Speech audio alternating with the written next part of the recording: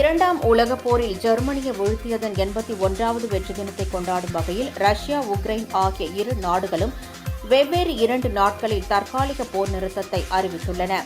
வெற்றி தினத்தை கொண்டாட்டத்தையொட்டி ரஷ்யா சார்பில் 8, 9 தேதிகளில் 2 நாட்கள் போர் நிறுத்தத்தை அந்நாட்டு அதிபர் புதின் அறிவித்தார்.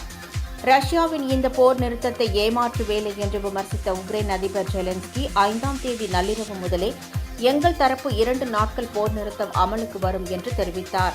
ரஷ்யாவின் வெற்றி தின கொண்டாட்டத்தில் அந்நாட்டு தலைநகர் மாஸ்கோவில் ஆண்டுதோறும் நடைபெறும் பிரம்மாண்ட ராணுவ அணிவகுப்பில் இந்த முறை ராணுவ தளவாடங்கள் காட்சிப்படுத்தப்படாது என அறிவிக்கப்பட்டுள்ளது.